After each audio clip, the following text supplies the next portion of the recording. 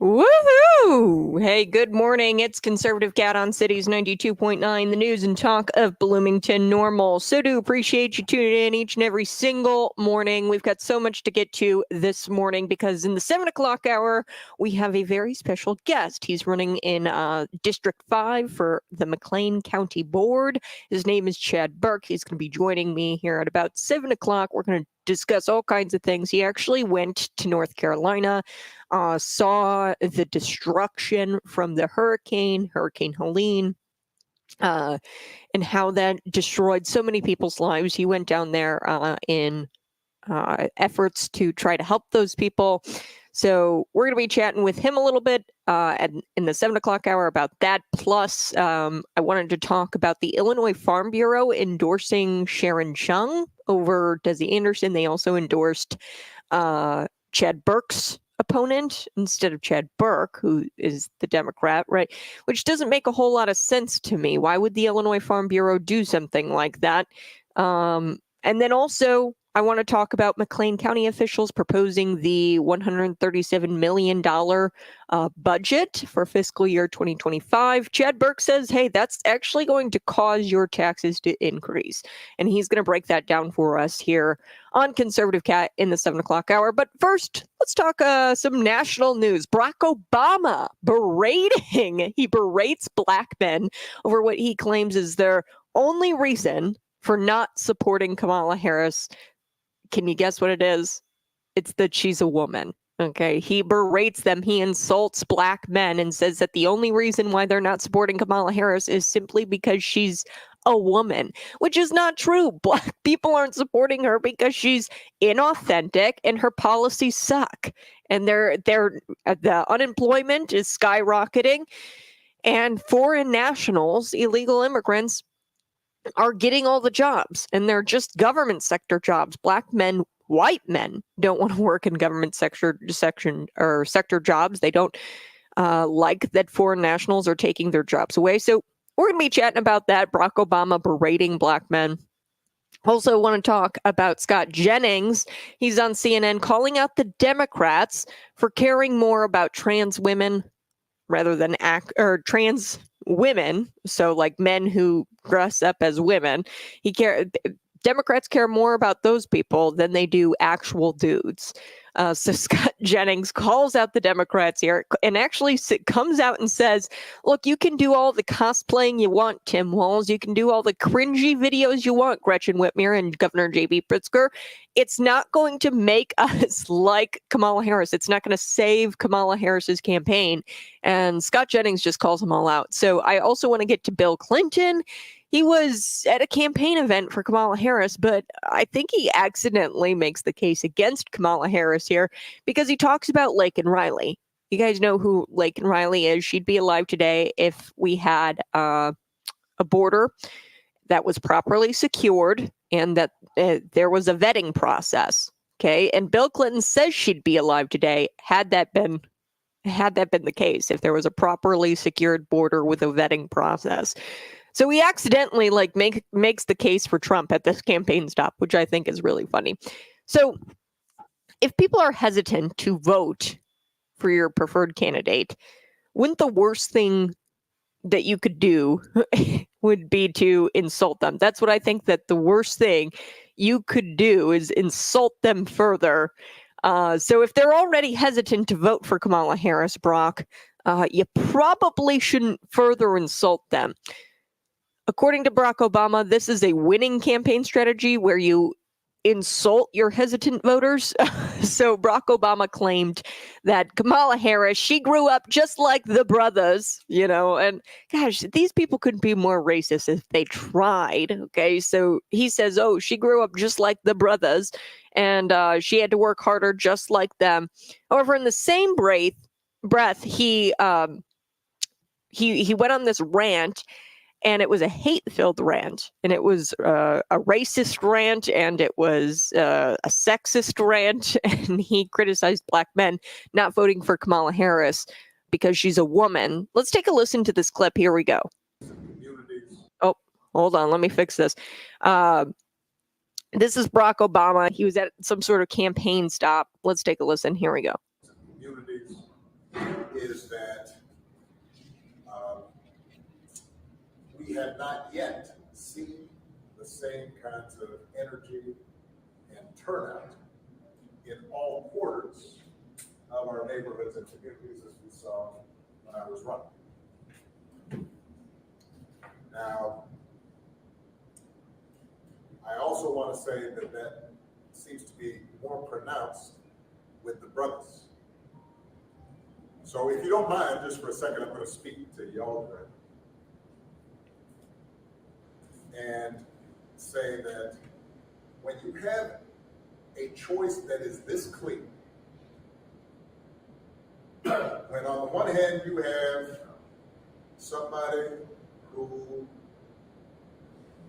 grew up like you, knows you, went to college with you, understands the struggles and pain and joy that comes from those experiences. You had to work harder and do more and overcome and achieves the second highest office in the land. Okay. Lots to unpack there. That was Barack Obama talking about Kamala Harris and how she's the clear choice. And he criticizes the brothers and he says, I don't understand why there's not energy amongst the brothers. She works harder and she's just like you. He says that she grew up just like them. When he says that, does he mean that she went to a school in one of the most affluent Canadian towns? It's the second wealthiest town in Canada. When he says work harder to overcome just like them, does he mean that she slept with a married man and worked her way up the political ladder that way? Is that what he means? That they're just like her? She's just like you. Is all that what he means when he claims that they grew up the same, Kamala Harris and the brothers? To claim that these are this group of people, black voters, are anything close to what Kamala Harris is one of the most insulting things he could have said. They're not like Kamala Harris. It's so insulting, and as I doubt they pull out the race card to get their way every single time, like Barack Obama does or Kamala Harris. I don't think that black voters pull out the race card every single time they want something. Barack Obama did that. He goes, you better vote for her because she's black. Okay, he pulls out the black card. And then he pulls out the woman card. He says the only reason why you couldn't possibly be voting is because she's a woman. So before a rally in Pittsburgh, Barack Obama popped into a local campaign office and said to a group of black volunteers, we have not seen the same kinds of energy and turnout in all quarters of our neighborhoods and communities as we saw when I was running. If Kamala Harris is selected, and make no mistake, she's not going to be elected. If she's selected, it'll feel like Barack Obama's fourth term. Okay. And that's the last thing anybody needs right now. A fourth term. Okay. Especially people in all quarters of our neighborhoods and communities. He's talking about black neighborhoods, black communities. These people are racist. And just because Kamala Harris and Barack Obama may or may not be a person of color, that does not mean they are owed your vote. They're not owed the vote of a certain demographic. You have to work for the vote. You have to show with your policies that you're going to be helpful and supportive of the black community, and you're just not doing that. You haven't done it in Barack Obama's term, Joe Biden's term, de facto Kamala Harris term. So he continues on, and this is from the Post-Millennial. He says, quote, now I also want to say that it seems to be more pronounced with the brothers. So if you don't mind, just for a second, I got to speak with y'all and say that you have a choice that is clear when you have a choice that is this clear. On one hand, you have somebody who grew up just like you, went to college with you, understands your struggle, your pain, and your joy and the joy that comes from those experiences. So when is he going to discuss policy? You know, he talks about the joy, the struggles, the pains that she all goes through, and she has the same experiences as you. But are you going to talk about policy? Or are you just going to solely campaign on lies and emotions? So Barack Obama and the people, are coming up with all kinds of reasons, and said that the people, he's accusing these people of coming up with all kinds of reasons and excuses to stay home and support a different candidate other than Harris. And he says, quote, "Part of me thinks, and I'm speaking to the men directly, that, well, you just aren't feeling the idea of having a woman as president, and you're coming up with other alternatives and other reasons for that." So he's accusing them of coming up for other reasons and excuses to not vote in Kamala Harris, for example, her being a woman. I mean, how insulting. Like I said, these are hesitant voters. They're not doing well with the black voters. So you would think that he wouldn't insult them and accuse them of being sexist. Okay, the fact that there are so many excuses to not vote for Kamala Harris. Let's start with the fact that she's totally unqualified for this job. She just hasn't been president before. Technically, I think that she is running things right now, but look at Donald Trump. He's qualified. He was the president for 4 years, and we had no new wars. We had the best economy, and people understand that that's a good excuse to vote for Donald Trump. And to claim that this has anything to do, the reason why they're not showing up and voting for Kamala Harris, that this has anything to do with the insignificant birth traits, as I like to call them, that's just disingenuous, and it's totally wrong. That's not, and you can't pull the race card and out other trait, like he has to pull out the race card and all these traits about her, their insignificant birth traits. It means nothing. Those things mean nothing to black voters. I do want to play another clip here. This is Scott Jennings on CNN, and he talks a little bit about how Barack Obama insults these black voters and how that's not a winning strategy. So I want to share this. Take a listen. Here we go. Party that thinks gender is just a state of mind, and all of a sudden they're like, oh my God, we have trouble with moderate biological males.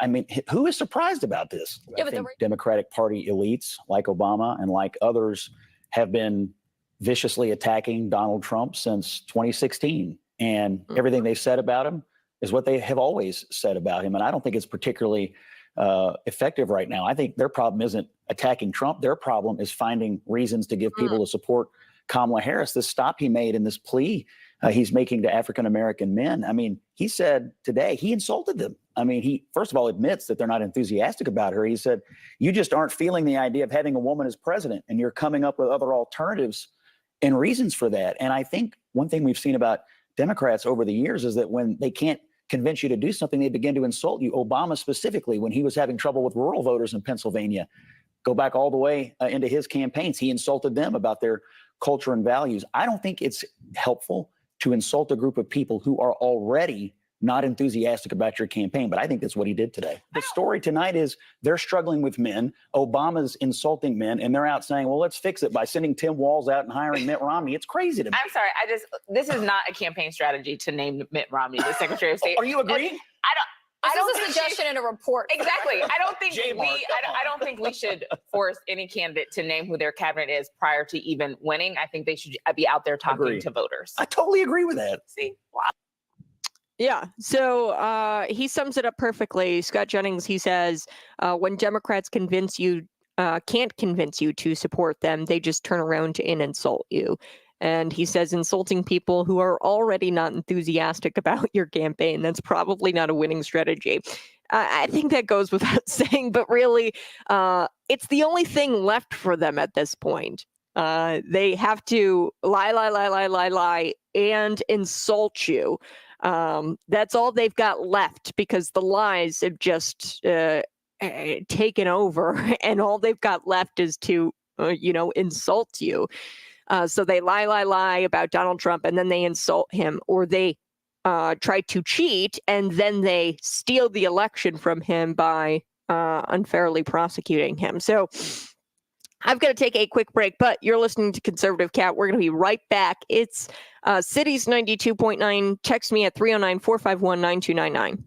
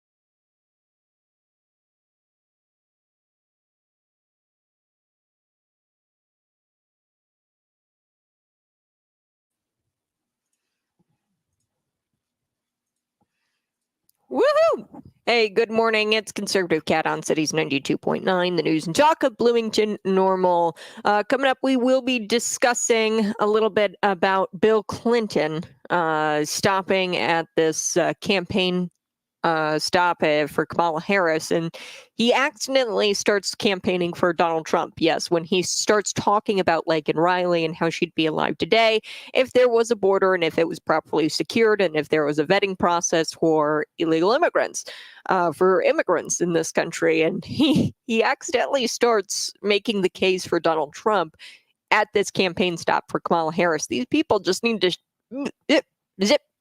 Stop talking because you are destroying your game. Actually, no, keep talking. Keep talking. Okay.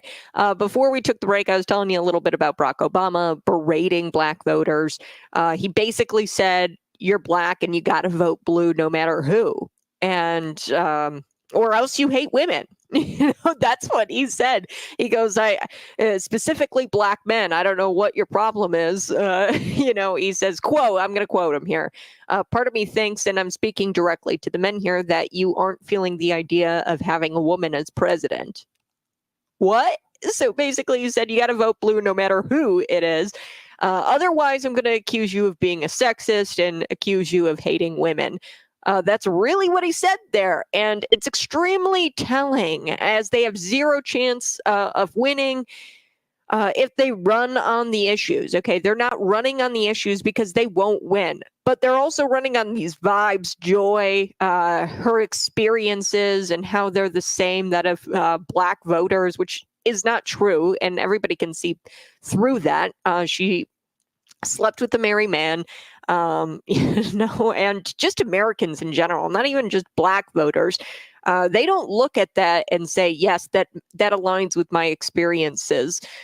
She slept with a guy and climbed up the political ladder, and he was a married man. I mean, I don't think that we should not talk about that because it shows a pattern. This woman doesn't deserve anything.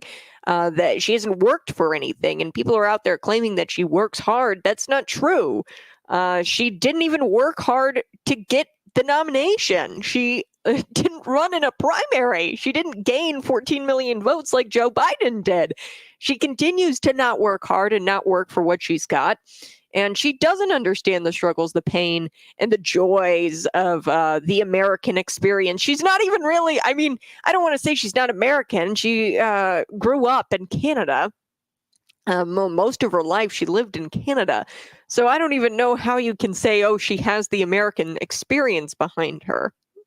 Does she? Because she grew up in Canada. I mean, I'm not saying she's not American. I think she's American, has dual citizenship or whatever, but she lived a majority of her life in Canada. So according to Fox News, Barack Obama, he was standing with some men in a campaign office, black men, and he told them that Trump has consistently shown disregard, not just for the communities, but for you as a person. And he goes, and you're thinking of sitting out?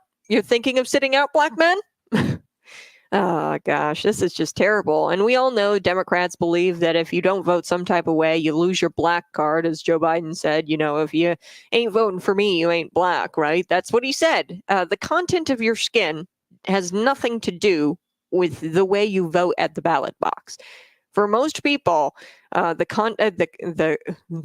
content of your skin has no bearing on who you elect. It's the policies. So I want to get to Tim Walz here. And as you guys know, I was kind of waiting for more to break on this before I get into his cosplaying as a hunter, as a pheasant hunter or whatever.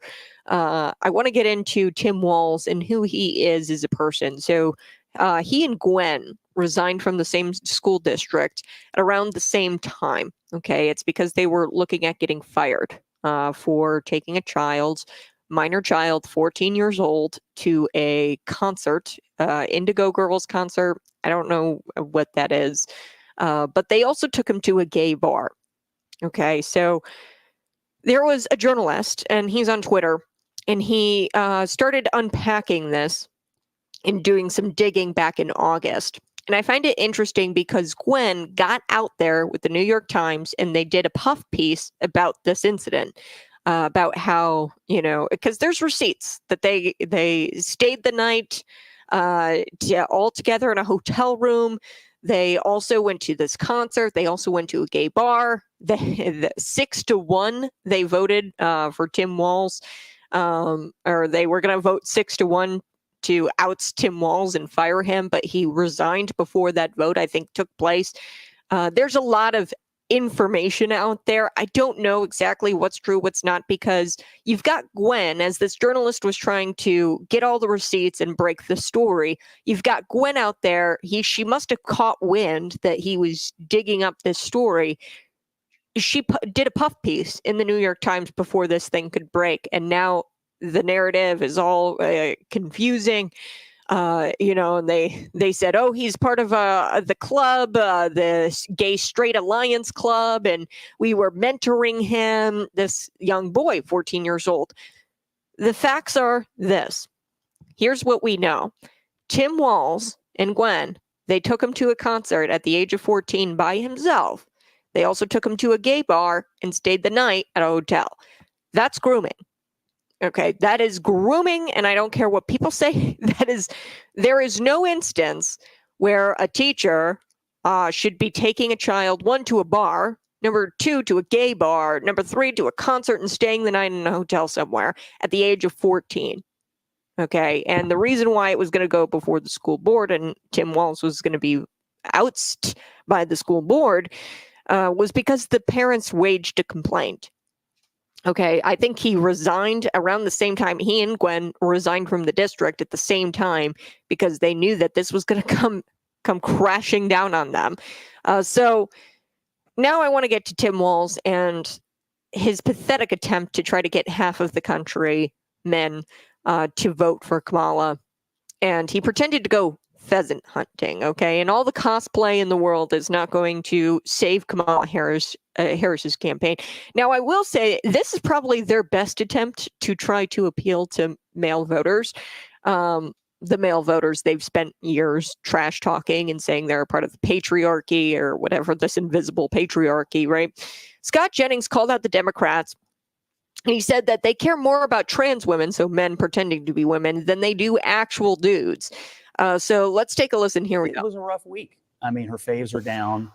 They're struggling with, the front page of the New York Times this morning, Democrats struggling with African-American voters, particularly African-American men. This gender gap issue is real. It's a real problem. And you see the Democrats reacting to it. And I think what they are now finally in October, the election, coming to realize is that a lot of men think Democrats care more about dudes who want to become women than dudes who just want to be dudes. Well, and no hunting, cosplay, or cringy videos is going to change it. The bet is made. Working class men, whether you're black, Hispanic, or white, persistently, consistently do not believe the Democratic Party, and specifically Kamala Harris, are going to do a thing for them. They've been told that they're the problem, and I suspect they're going to rise up on election day and tell the elites who told them that you're wrong. Right. It was a rough.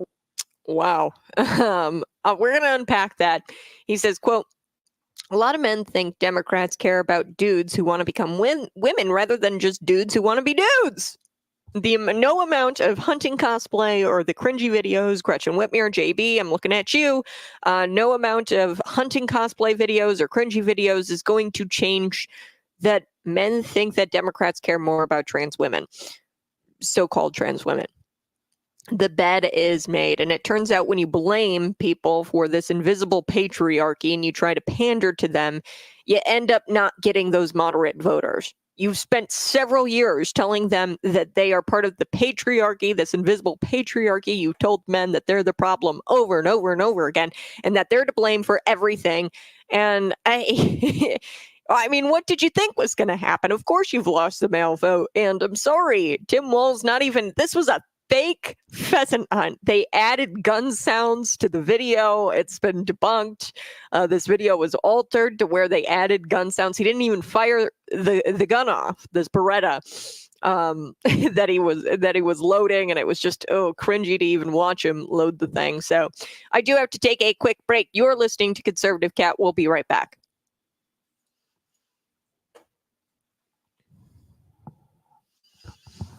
Good morning. Go ahead, smash that like button. What do you think about the Tim Walz scandal? There's a lot out there, a lot of information with the school board and Gwen Walz and Tim Walz possibly being ousted. And it was going to be a 6-1 vote, and the school board was going to oust them, and then they resigned abruptly, both of them at the same time. And it was over this time where they took this kid to a concert and let him stay the night at a hotel, took him to a gay bar. This is not appropriate. Okay, I don't care if you are mentoring the child, even if you want to mentor the child through his LGBTQ crisis or whatever. Don't take him to a place overnight, and don't take him to a gay bar. That's really weird. So yeah, I mean, facts are they did this. They're groomers. I mean, that's Tim Walz, Gwen Walz, groomers. Okay, and that's the facts. I don't know what happened, right? People, they're saying, oh, he's pedophile. No. You can't say that because we don't have proof of that. That crime, exactly that crime, but that's grooming 100%, taking a 14-year-old to a concert and then to a gay bar and staying the night overnight, and the parents being upset by that naturally, and they waged a complaint, and then of course the school board responded, and then they responded resigning before they could be ousted. So what do you think about that? Throw that in the comment section. We're going to be right back. It's Conservative Cat on Cities 92.9.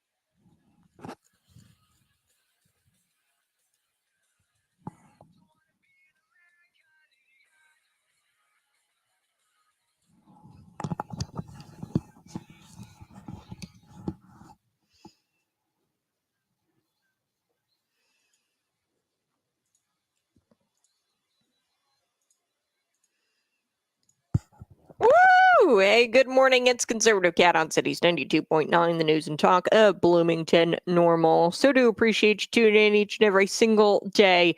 Yes, I was talking about Tim Walz cosplaying as a pheasant hunter, and Jennings, he said, the left has told men that they're the problem over and over again.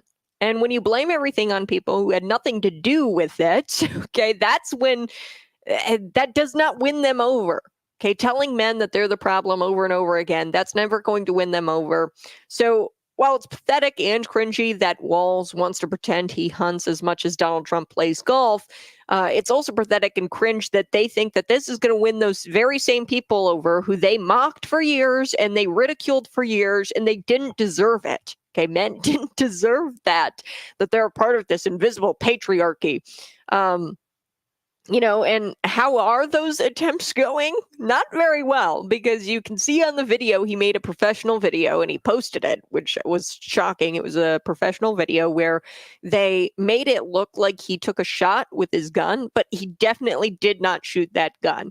They added a gunshot noise and there was like little to no recoil, and it didn't recoil in the right way. And it's very clear that it's faked. So if someone in rural America is struggling to make ends meet because of Kamala Harris' economic policies, Walz will not convince them to vote for her just by having a camera following him around as he pretends to go hunting. Okay, if people are struggling to make ends meet, this is not going to help them or to help win them over. And this is especially true. It's not going to win over men who the left has blamed for years for everything and everything for no logical reason. There is no logical reason to blame men for the patriarchy. According to Dems, the patriarchy is this invisible social system where men hold power over women and they're primary holders of authority. It's an ideology that justifies male superiority and rejects equal structures in society. That's what they say. They say that men are superior to women, and it's a social system where they hold that power over women and they're the primary holders of authority, which is not true. You have women CEOs all over the planet. Okay, so I don't know what they're talking about here. That's just not true. You can be anything you want to be in the United States specifically. So, but what is true is that this ideology is evil and it's a lie. And it's held by mainstream Democrats and mainstream media and not Republicans. Okay, this ideology that men are inherently more powerful than women and that they hold authority over women. That is not something that, that's kind of like, that's sexist. They accuse you of being racist and sexist. They're racist. They're sexist. Telling black men that they have to vote for a black woman because simply she's a black woman and you pull out the race card, Brock, that's racist.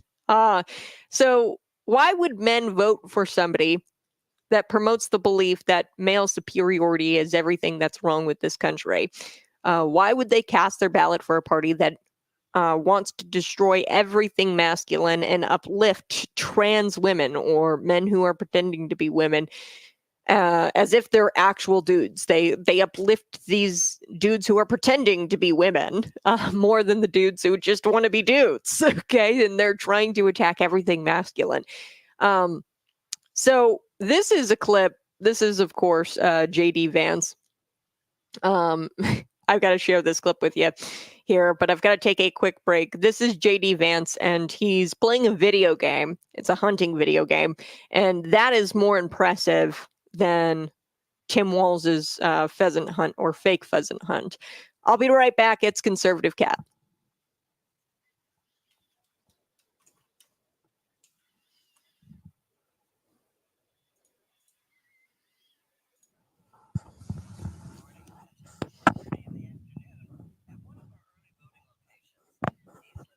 Look, they're hunting with a gun. They're not going to take your guns away. Rather admit their shortcomings and doing better next time. They lie and blame Trump. Yeah, so that's their strategy is lie, lie, lie. I'm going to insult you because you disagree with me, and then I'm going to cheat. So that's what the plan is. That's what the plan has always been for the Democrats, is lie, lie, lie. And when I can't lie anymore, and when the lies become too much and everybody starts exposing them, then I have to insult or I have to cheat. So when we come back, I want to play this clip of course, JD Vance. He's playing a video game. It's a hunting video game, and it's far more impressive than JD Vance or Tim Walls's fake pheasant hunt, as I like to say. JD Vance's video game. Him shooting at bucks in this video game is far more impressive because he's quippy with it. And one thing is for sure is that JD Vance has this ability to do extreme takedowns. And he's just so good with taking down the media and presenting facts. So this is the clip we're going to get to here in just a moment for our radio friends. And then also a little bit later, Bill Clinton accidentally starts campaigning for Donald Trump, saying that Laken Riley would still be alive today had the border been properly secured and immigrants properly vetted. So, but in the same breath, it's weird because Bill Clinton argued that the United States needs to import more nationals, more foreign nationals, because Americans aren't having enough babies, which is weird. How he claims that in the same breath. It seems like illegal immigrants are killing people, like Laken Riley. So how are we to have more children, Bill Clinton, if we're being killed off by foreign nationals? Answer me that. All right. I do have to take a quick break, but I'll be right back.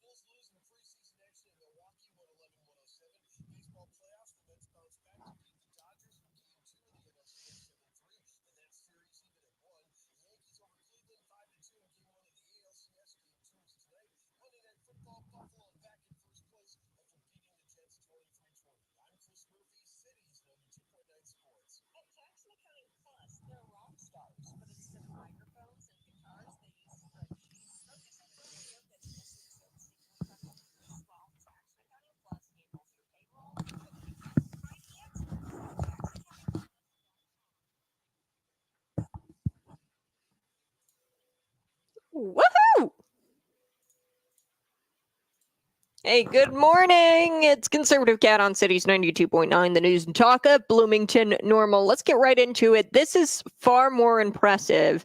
JD Vance playing a shooting game, a video game, This is far more impressive than Tim Walz and his fake pheasant hunt, where they added gunshot noises. He clearly didn't know how to load his gun. I mean, if you're going to try to pander to men, then maybe you should do it better. Okay, but let's take a listen to JD. Hey guys, JD Vance here, playing a little buck hunter before a rally in Eau Claire, Wisconsin, also known as the closest Tim Walz has ever gotten to real combat. Have fun out there. Hey guys. Oh, that was far more impressive than Tim Walz and his fake hunting thing. That was just totally cringy. And I do want to get to this Bill Clinton, Laken Riley. Okay, Laken Riley, he said, would be alive today had there been proper vetting, a secure border. I mean, and he was supposed to be campaigning for Kamala Harris. He accidentally starts campaigning for Donald Trump at this stop. And look, folks, migrants, had they been properly vetted, Riley wouldn't have been killed. Okay, we know this. And in the same breath, Clinton makes this argument that the United States needs more foreign nationals because Americans aren't having enough children. Look, if you weren't killing off our children, if the foreign nationals weren't killing off the children, maybe we could have some more children, okay, if they weren't killing off actual Americans. And we'd be able to keep populating America if these foreign nationals, or if we've made the foreign nationals, they're taking away the jobs, right? I mean, this is the numbers, is that they actually take away the jobs, and there hasn't been any growth as far as Americans getting jobs. Only foreign nationals, and only the government sector is growing. If we were to be more economically sound and have prosperity, we'd be able to have more children, right? There's a reason why Americans stopped having children during the Biden years. It's because you can't afford it. Take a listen. Oh, hold on. Let's see if I can. He's talking really quietly, so we'll have to see. It's too quiet. That's okay. You guys can see it here on the stream where he's talking about it. And he's got the Harris Walls hat. It's the camo hat. But what he says here is that, quote, you've got a case in Georgia not very long ago. There was this woman who had been killed by an immigrant. This is what he says, quote, yeah, had they been properly vetted, that probably wouldn't have happened. What? So I don't know if he is becoming more senile or what, but this was a campaign event intended to support Kamala Harris. So under Kamala Harris's border policies, because she is the border czar, don't let them tell you she's not. He says that she'd be alive today had this immigrant been properly vetted. So to sum it up, he claims that the border is not secure, which happened under Kamala Harris's watch as the border czar. We know that. And the migrants are not being properly vetted, which resulted in the death of an innocent girl. You know, that happened. Gabriel Calixto, look up that story. It happened right here at home, Springfield. Emma Schaefer, she died at the hands of an illegal who had previously kidnapped a different girl and was in the IDOC, the Illinois Department of Correction system. He managed to get out on, a plea deal where he didn't have to serve his entire sentence. And then he wound up killing an innocent girl, and he was on an extended, or like he overstayed his DACA. So, somehow this is all Trump's fault. The death of Emma Schaefer, the death of Laken Riley, despite Kamala Harris being the de facto president, he's not even the current president. Somehow it's still all his fault, which doesn't make a whole lot of sense. Kamala Harris and Joe Biden, the regime, they undid everything Trump did for that border and for border policy. And to top it all off, we should keep the borders open because Americans aren't having enough kids, according to Bill Clinton. He says that the border should stay open because we're not having enough kids. But in the same breath, he talked about how foreign nationals are killing innocent women. Okay, Laken Riley, I'm sure she would have loved to have children, right? She wasn't able to because she died at the hands of an illegal alien. How does this make sense? Make it make sense for me. I just can't make any sense of it. Maybe it's because Bill is quite literally senile. I've got to take a quick break, but at the top of the hour, we're going to be talking with McLean County Board candidate Chad Burke. You keep it right here. It's Conservative Cat on Cities 92.9, the news and talk of Bloomington Normal.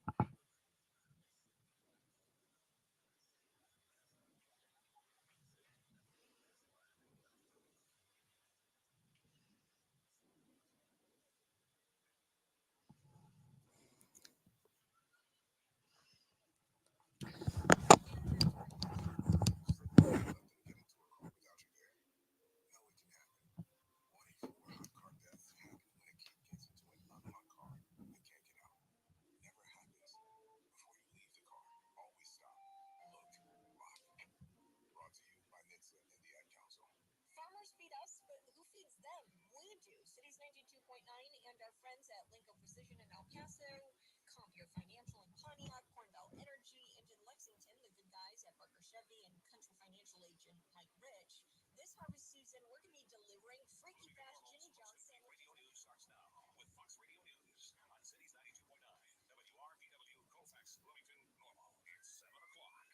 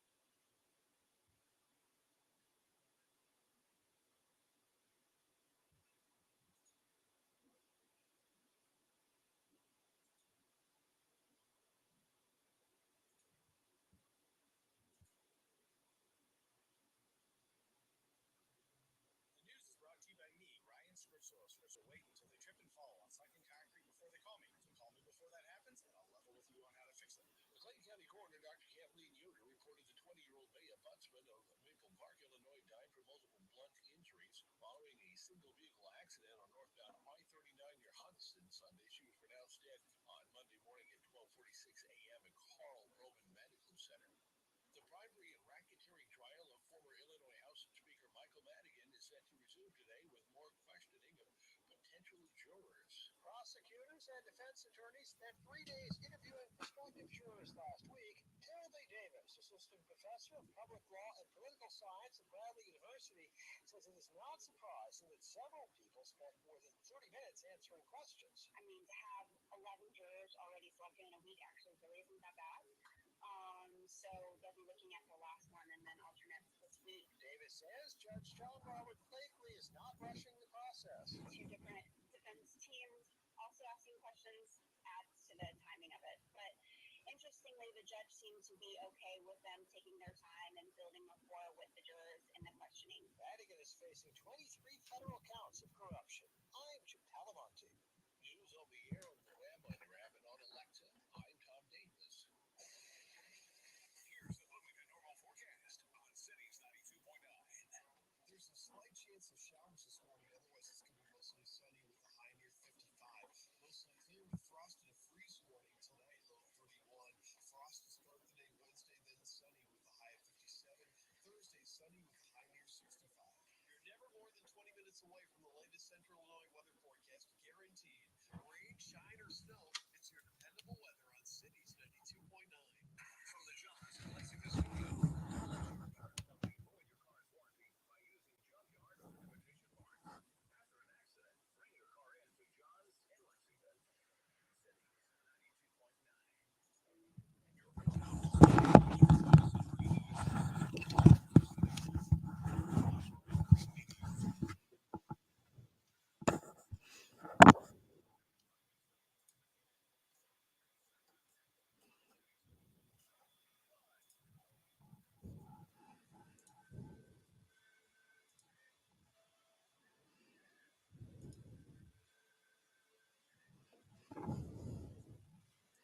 Woohoo! Hey, good morning. It's Conservative Cat on Cities 92.9, the news and talk of Bloomington Normal.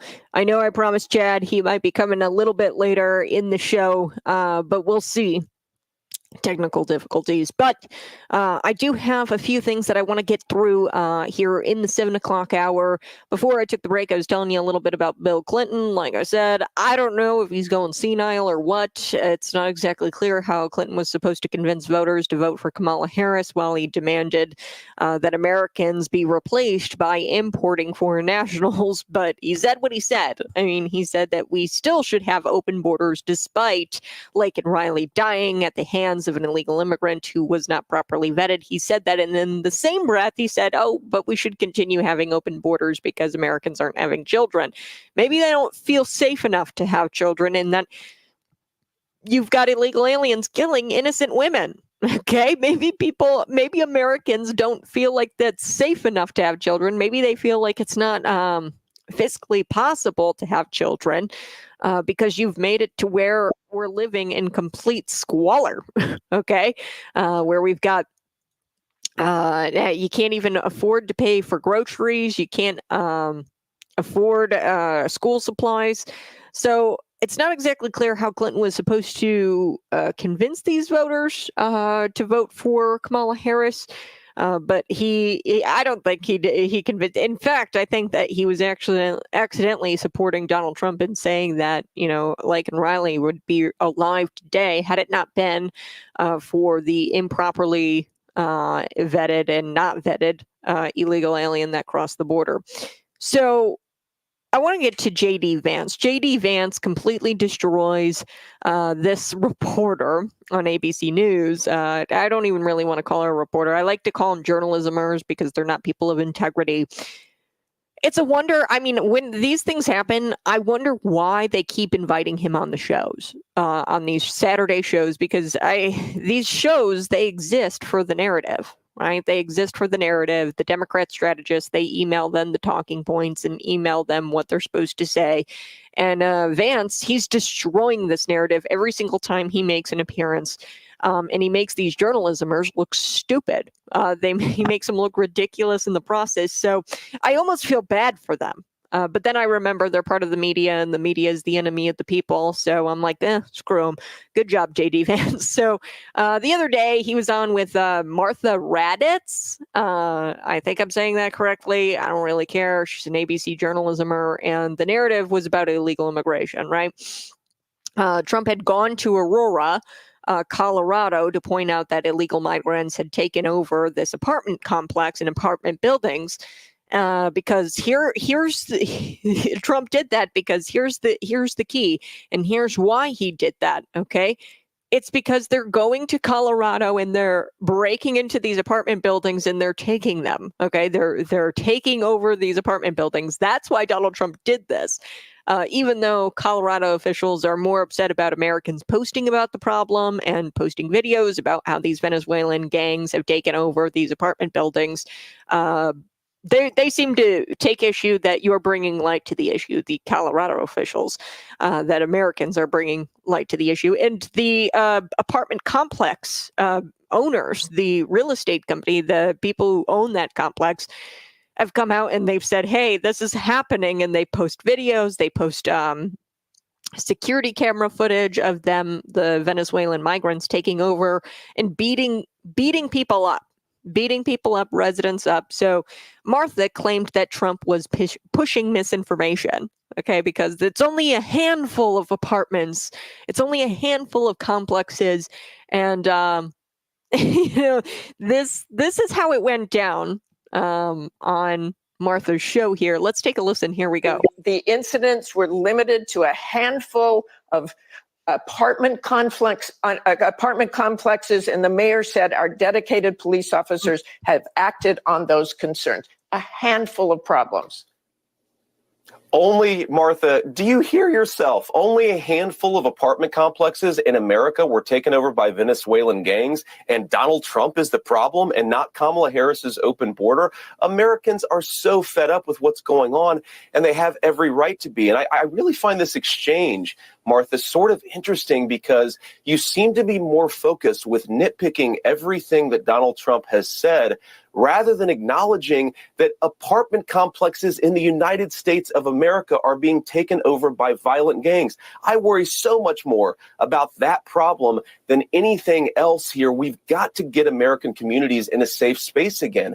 And unfortunately, when you let people in by the millions, most of whom are unvetted, most of whom you don't know who they really are, you're going to have problems like this. Kamala Harris, 94 executive orders that undid Donald Trump's successful border policies. We knew this stuff would happen. They bragged about opening the border, and now we have the consequences, and we're living with it. We can do so much better, but frankly, we're not going to do better, Martha, unless Donald Trump calls this stuff out. I'm glad that he did. So this is key here. Americans are so fed up with what's going on. They have every right to be. And I really find this exchange, Martha, this is JD Vance. This is an important quote. Says, I really find this exchange, Martha, really interesting because you seem more focused on nitpicking everything Donald Trump says rather than acknowledging that apartment complexes in the United States of America are being taken over by violent gangs. I worry much more about that problem than anything else here. We've got to get American communities in a safe space again. We have to get American communities in a safe space. And unfortunately, when you let people in by the millions, most of whom are unvetted, Bill Clinton told us that, yeah, they're improperly vetted. They're not vetted. Most of whom are not vetted, most of whom you don't know who they really are, you're going to have problems like this. You're going to have problems where Venezuelan gangs take over entire complexes. It boggles my mind that in order to deal with the Biden-Harris border crisis adversely affecting the Harris Walls presidential podcast, which is this ABC show, the narrative the left and the media settled on is that Trump exaggerates how bad this problem is, okay? So it's crazy to me that this podcast, and that's what I'm going to call it. I'm going to call it the Harris Walls presidential podcast because she's not really hosting a news program. She's not hosting anything of value because she's less interested in Venezuelan gangs taking over apartment complexes, and she's more interested in Trump's exaggeration of how bad the problem is. They don't deny the problem. However, Trump's rhetoric and how he describes the problem, that's what we don't like, and that is a bigger problem than that of the Venezuela gangs taking over the apartment buildings. So they don't deny the problem, and not the fact that there shouldn't be a problem, because the illegal migrants shouldn't be there. It shouldn't be here and they're only here because of the Biden-Harris regime and their incompetence. Okay, they're not pointing out that fact. They're not pointing out the fact that these illegal immigrants shouldn't even be here in the first place. So cheers to JD Vance for explaining it very slowly, very, very slowly for these members of the media, for them to understand. Now, I've got one more JD Vance clip that you guys are absolutely going to love. He completely destroys this woman on the she's a New York Times reporter. So, like I said, I don't understand why they keep having him on, because I mean, this is just starting to get embarrassing. This guy, he calls them out, and he just deconstructs all of their false premises, that it's somehow Donald Trump's fault for exaggerating the crisis, the Venezuelan migrant crisis. So I want to play this clip here. This is him destroying a New York Times reporter now, not an ABC journalismer. And while the media goes after Donald Trump for simply breathing the wrong way, they go after him for breathing the wrong way. And the new thing now, and I'll get to this clip later, it's Speaker Mike Johnson. He's out there and he completely destroys another reporter. And their misinformation. She tries to say that, he hasn't released his medical records. He hasn't and he goes, Trump doesn't have to. He doesn't have to release his medical records. So they're going after the Trump campaign for simply breathing the wrong way. Most reporters, they do not even look at Kamala Harris. They don't look at her. They don't bother to press her, and they don't bother to press the issues. So while reporters act as PR crisis agents for the Democratic Party, they would rather repeat leftist talking points than do their job. A New York Times reporter, Lulu Garcia Navarro, she pretended to press JD Vance on the issues at hand, and she really just pushed her propaganda. And the left often believes saying the same thing repeatedly makes it truthful. They keep repeating this lie that Americans don't want construction jobs. Americans don't want the jobs that illegal immigrants want. That's not true. Americans are willing to do those jobs for fair wages. And I thought you guys were all about fair wages.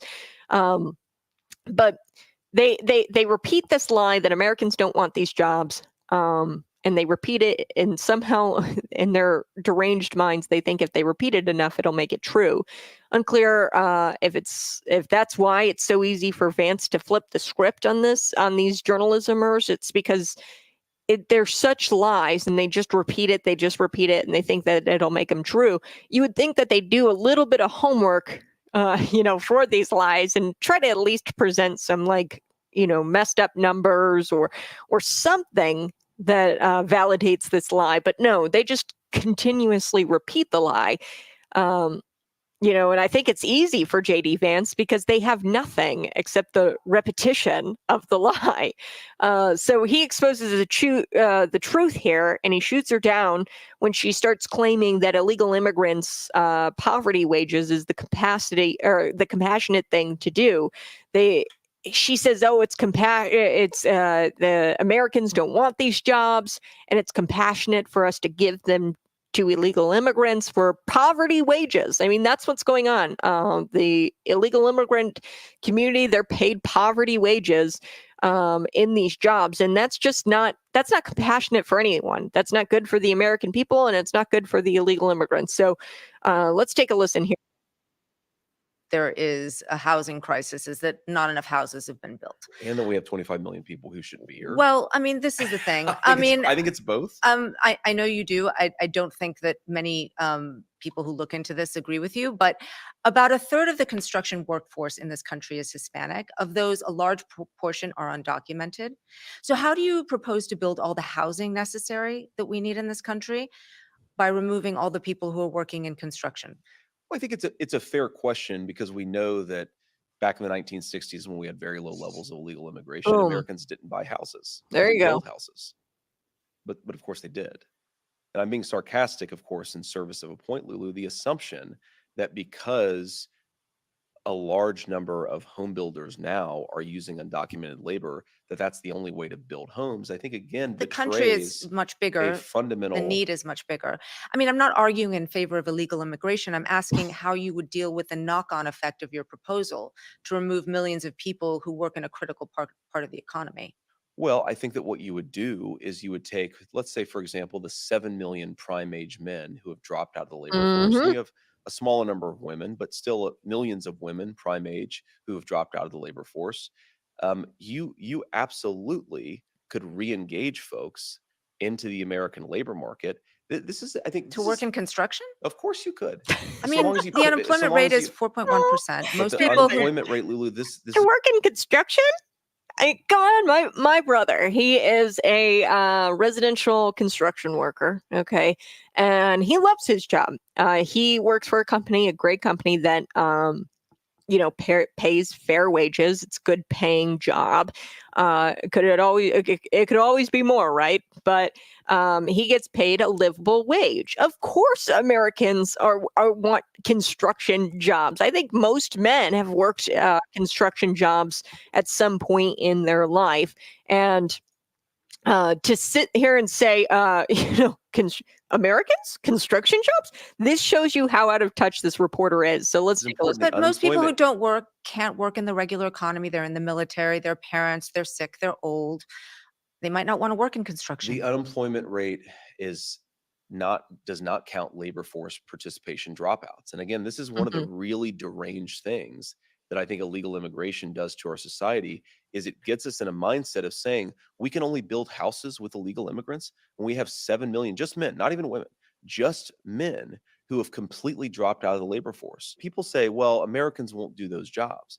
Americans won't do those jobs for below the table wages. They won't do those jobs for non-living wages, but people will do those jobs. They will just do those jobs at certain wages. And think about this from the perspective of an American company, okay? I want them to go searching in their own country for their own citizens. Sometimes people who may be struggling with addiction or trauma, get them re-engaged in American society. We cannot have an entire American business community that is giving up on American workers and then importing millions of illegal laborers. That is what we have thanks to Kamala Harris's border policies. Okay.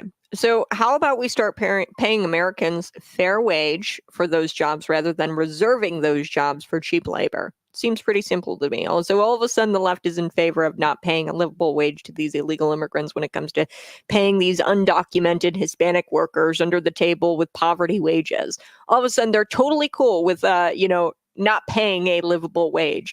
And it turns out, while progressives call you racist for wanting a secure border, they're guilty of this. They're so much more guilty of racism. They couldn't be more guilty of it if they tried.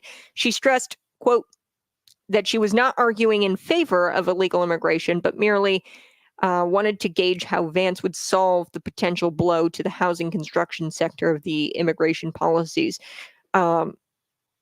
So she's not arguing in favor of illegal immigration by arguing in favor of it. Okay, she says, I'm not arguing in favor of illegal immigration. But you are arguing in favor of illegal immigration, saying that Americans don't want these jobs and only illegals want these jobs, and that Americans aren't willing to work construction. That's crazy. It's absurd. I do have to take a quick break, but when we come back, Chad Burke will be joining me here on Conservative Cat. Keep tuned right here, Cities 92.9.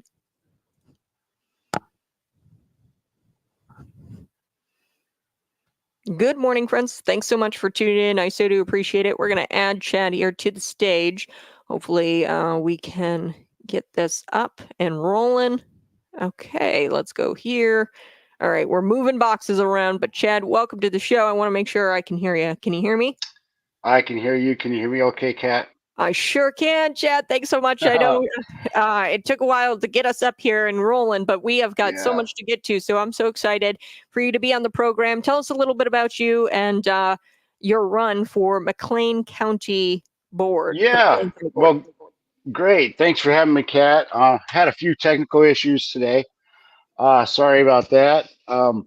But yes, my name is Chad Burke. I'm running for McLean County Board here in McLean County, a great county that it is. And I originally come from Taylorville, Illinois, where I graduated in '91. My wife and I eventually ended up here in McLean County, where she is a practicing physician over at Medical Hills. And we've loved it. Been here since 2007. We've raised 3 children through Unit 5 School District, which is actually, with all the complaints that we've had, the small little things here and there, it's actually a very good school district.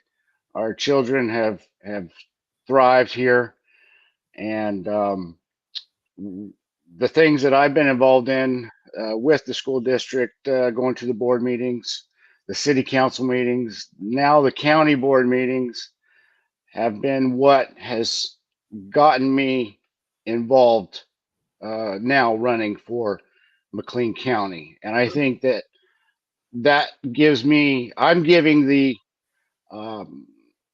taxpayers, the citizens, another option. And that's why I'm running. I want to serve again. I served as a veteran years ago. And as my wife says, I still have a little bit left to give. I'm not gone yet. I'm not done. So my children are getting older. It's a little bit less for me to have to do. And I want to serve. Mm.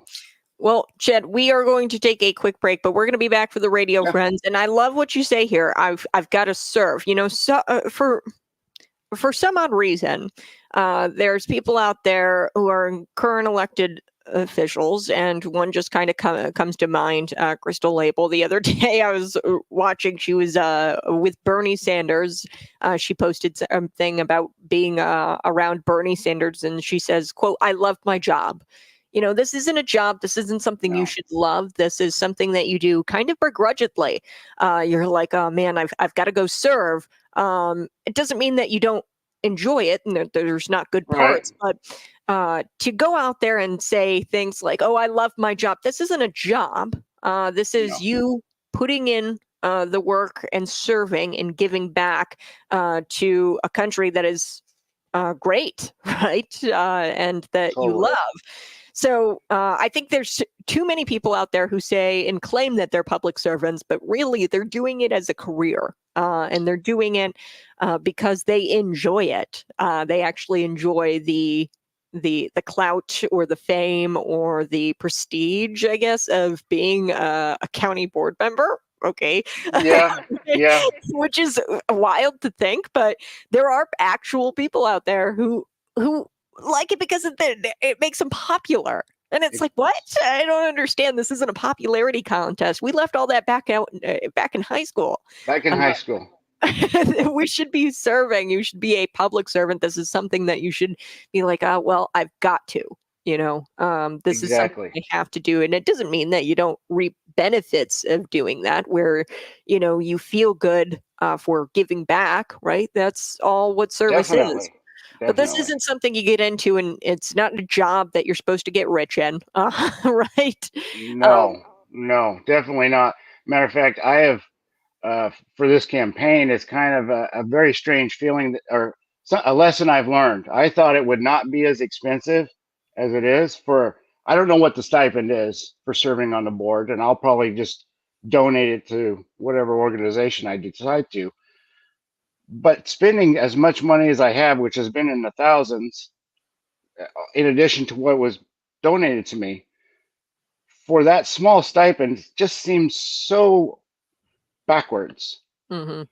I figured it would just be a few $100s, but I'll let you go on. Yep, we're popping back on, so just give me a second. It's Conservative Cat, folks.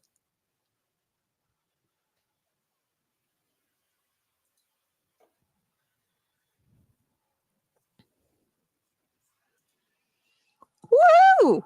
Hey, good morning. It's Conservative Cat on Cities 92.9, the news and talk of Bloomington Normal. So grateful you're here with me this morning. Now, I'm so excited to introduce Chad Burke. He's running for McLean County Board in District 5. Now, we all know that as kind of John McIntyre's district. Now, he bowed out. Gosh, I want to say it was about a year ago now, something like that. Almost been. Yeah, almost a year now. Or he bowed out due to health reasons, and Randy Knapp was kind of slated in that position, and you had applied for that district back then, but now you're running. So the other individual in that district, there's 2 county board members per district, folks. So Lizzie Johnson is the Democrat in that district. Chad Burke is running on the Republican side of things, along with Randy Knapp. So you do have to select 2 on your ballot. That's really crucial if you're voting Republican, and most people who listen to this show vote Republican. This is the Red Kingdom. They vote for Randy Knapp and Chad Burke. You have to vote 2, so don't forget to vote for Chad Burke on November 5th. Chad Burke, tell me a little bit about why you're running. And you were just in North Carolina. I was, yes. Trying to help the people there, relief efforts. Tell me a little bit about that, and then also why you're running in McLean County for the board. Sure. Well, the reason I'm running is because, like we had talked about a little bit off the air, I want to serve. I had served in the military. My children now are a little bit older. I have a little bit more time. I think I was driving my wife nuts.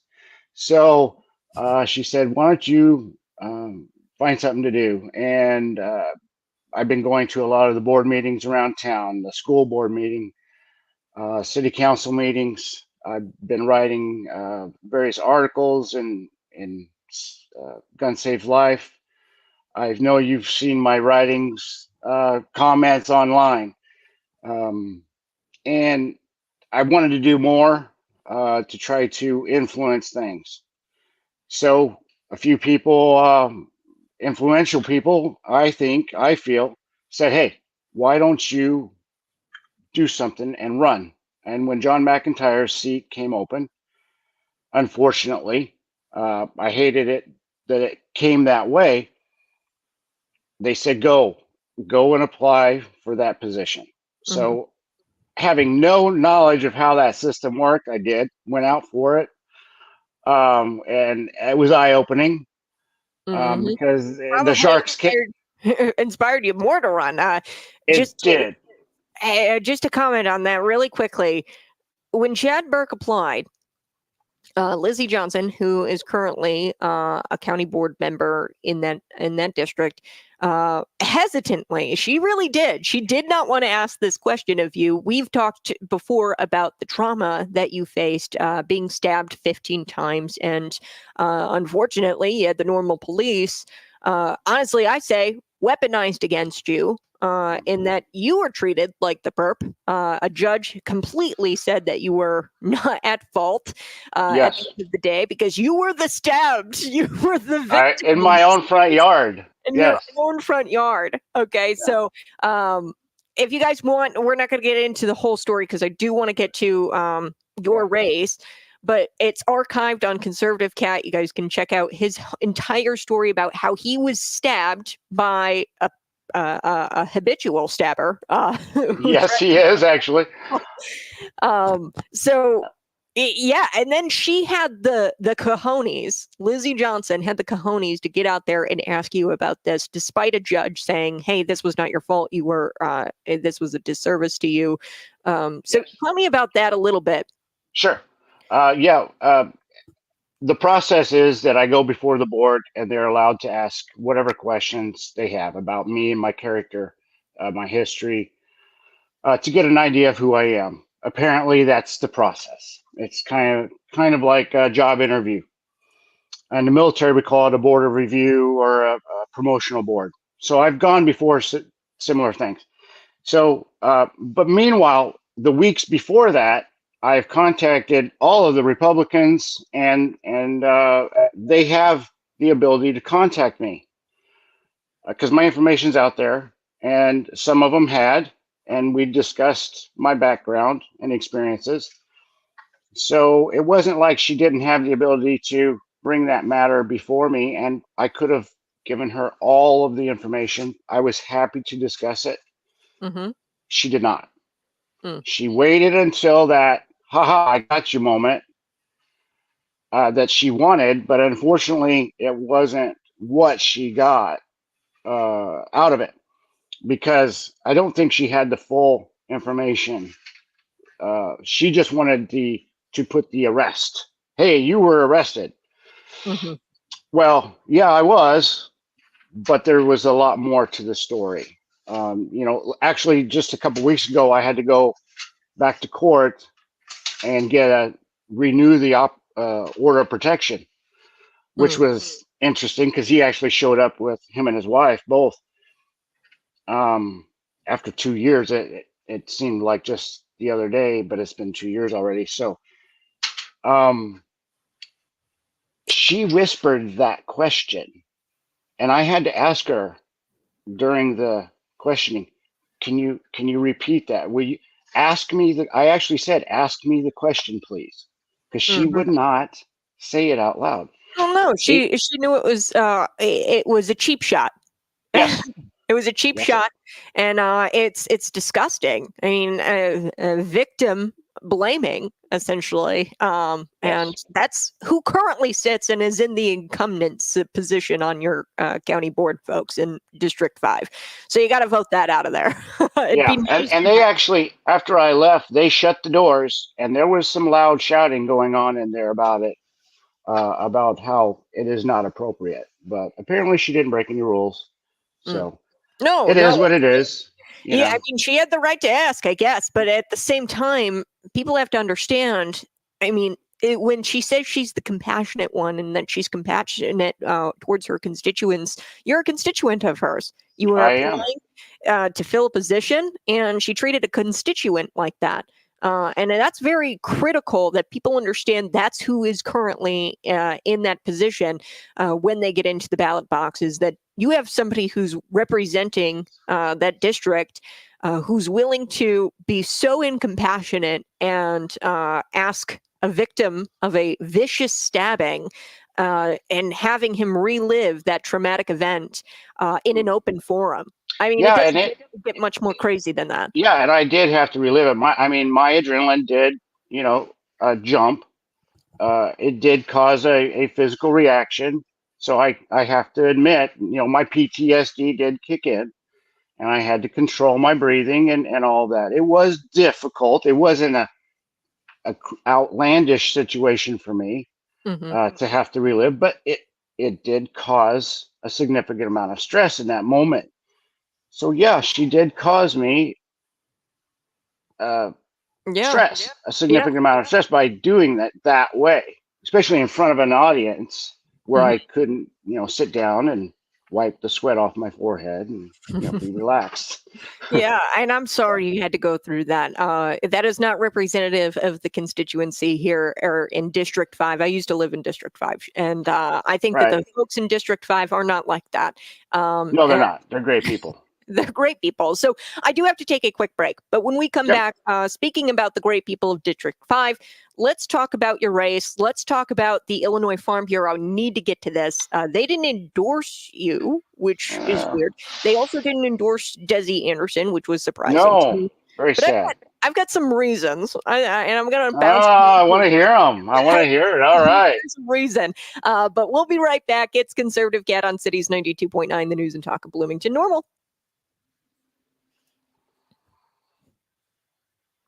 Okay, folks. Hey, welcome back. So do appreciate you joining the stream. Smash that like button, share this out with your friends, and vote for my friend Chad Burke come November 5th. I usually am kind of hesitant to say, oh, vote for this person. No, I only say that about a selected few candidates, and specifically candidates who have the Holy Spirit that just jumps off of them, and they're people of God. When that is the case, the whole like, oh, I'm going to dance around this and not really endorse anybody. That kind of goes out the window, right? That kind of goes out the window when I know. Same way. you have Christian values. I think Thank you. I'm a Yeah. Christian conservative, and Christian comes first. And when there's Christians on the ballot, I say, yeah, to hell with decorum or whatever. We have to support Christian values, or we're going to lose this country. First, we're going to lose our neighborhood, our community, our cities, and then it's going to go to the state. And we're losing our state to non-Christian values. You can see that. Bye, bud. Have a good day. Sorry. Is that boy? Yeah, that's the oldest. It's going off to college. Oh, great. Yeah. So yeah. I've got some ideas to bounce off of you when it comes to the Illinois Farm Bureau. Now, there's these new things. It's a carbon sequestration, carbon capture, things like that. And, they endorsed Reagan Deering, which isn't shocking because she doesn't have anybody running against her in that district. Right. However, love Reagan. I think I even voted for her, right? Right. She's great. Great. Awesome candidate. However, I will say she probably wouldn't be against carbon sequestration. I haven't asked her, and unfortunately, I wish I could have gotten that answer. But her background suggests to me that she probably isn't against it outright, the carbon sequestration, being that she has ties with ADM, Archerman Daniels Midland, which is it's a huge plant, and they create food. They're farmers. Yeah. It's a farming company. Not anything against ADM, but they also have carbon sequestration pipelines themselves. As we know. Yeah, and those pipelines have come under fire lately in the sense that they're failing. The monitoring systems have failed. That's unsafe. So I would imagine that the Illinois Farm Bureau endorsed Reagan because she is, it might be a question on there. I don't know the endorsement process, but they're not going to endorse anybody who's against those things specifically, because I think that is a huge issue facing Illinois, Iowa, Indiana, a lot of Midwest states right now, this carbon sequestration thing. So I don't know. We'll chat about it. Yeah. Let's see how much time we've got until we get onto the radio for our friends. We got about a minute.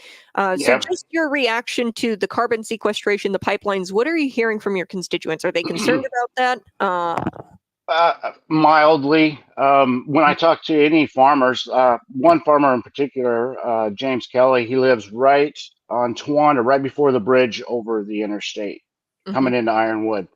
Great man. He's actually very old school. When I asked if I could put a sign in his yard, he wanted to have me come over, sit down in the backyard, and we discussed issues. Great guy, old school, loved it. I was more than happy to come and do it. So while we were sitting back there, he had a few issues he wanted to talk about concerning the city and the county and things with the way everything is moving in on his farm and water drainage and certain things. So while we were talking about that, we kind of hit on carbon sequestration and ethanol, and he's like, yeah, what they do with the corn after I sell it, if they feed cattle or make it into ethanol, he said, I can't control that. He said, I'm not real keen on this carbon stuff. It takes carbon to make plants, so there's better ways to do it. I think you just put some beef out in the field, you're going to take care of the carbon. And I said, yeah, that's CO2, photosynthesis. Right, get some trees out there. Get some trees. Get some trees out there, right? They're the biggest carbon sequestration devices out there. There you go. When I did an interview with WGLT, they asked me a lot more than what they wrote. But they asked me about the carbon sequestration, and I said, well, the EPA lists carbon as a poison. So why would you want to put poison underneath my children's feet? So I don't agree with it. I'm against it. It's all a scam as far as I'm concerned. All of this carbon credit that you can pay to get credit, you're still not helping the environment if that's what they're trying to do when you can pay a fee to buy a credit. We do have to come back for the radio friends, Chad. Just hold your thought there. We're going to Sure. talk about the Illinois Farm Bureau and the process, because I think that a lot of candidates specifically, they don't get to hear that side of things before they decide to become a candidate, what that endorsement process kind of looks like. So we're going to be right back. It's Conservative Cat. Smash that like button and share this out with your friends. All right, folks?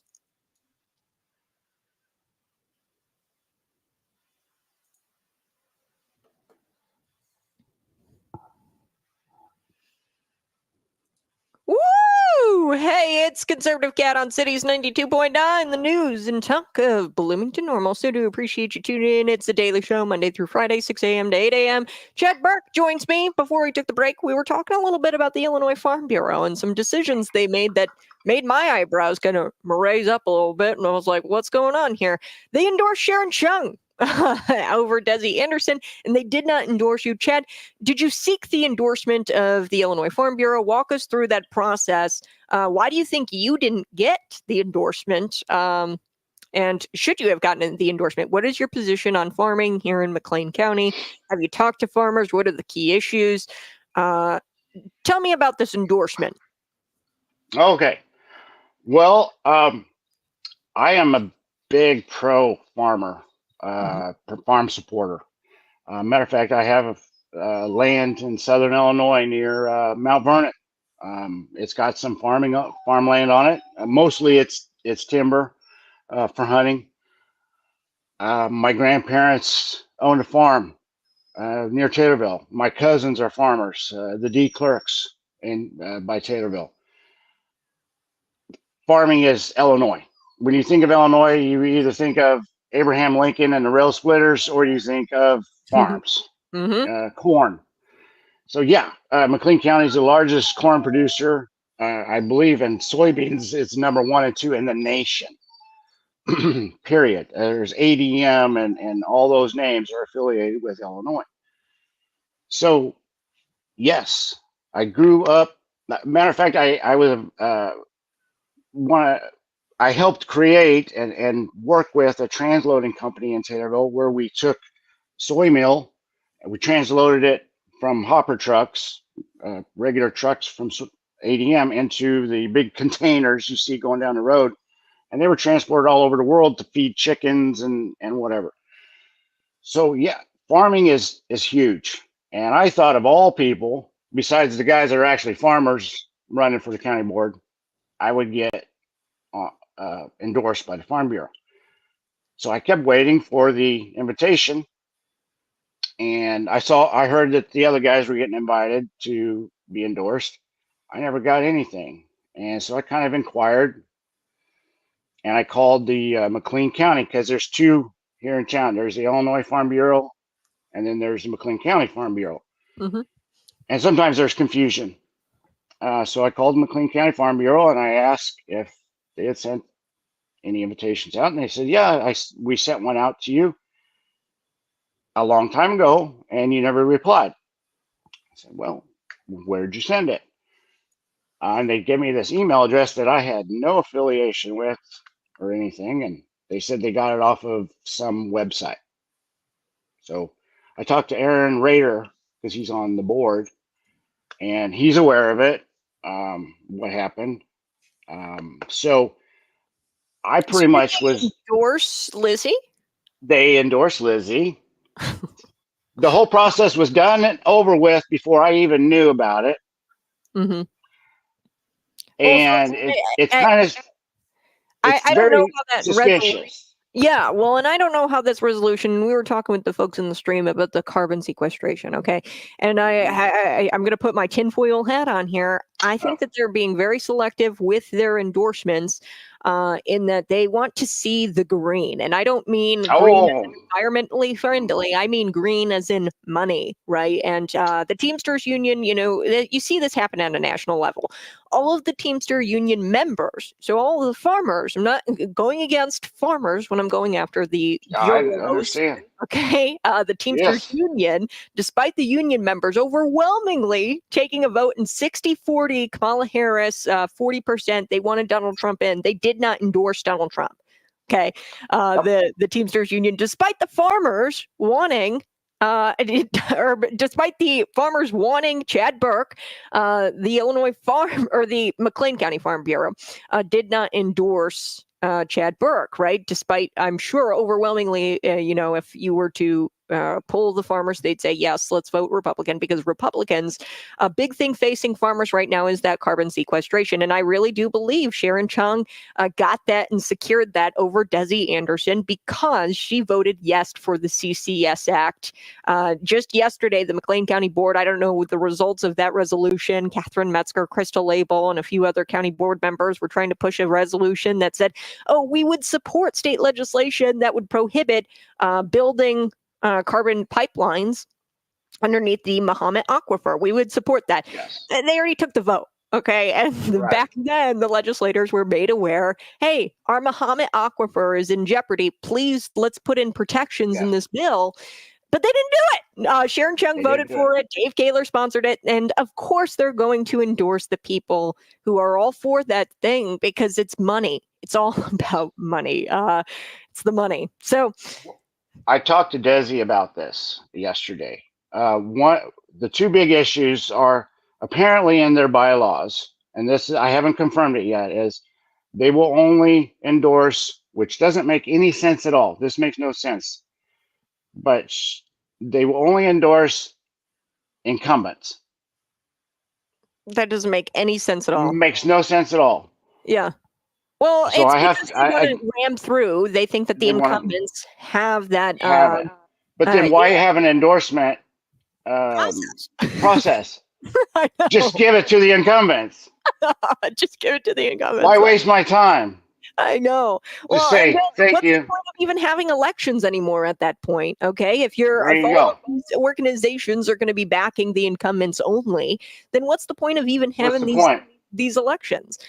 Incredible. I do have to take another break for our radio friends, folks. You can always head to the stream. You get more content that way. If you get to the stream, Chad and I will continue our conversation, but we'll be back for you, radio friends. On the other side, it's Conservative Cat on Cities 92.9. And one of the other big issues pushing is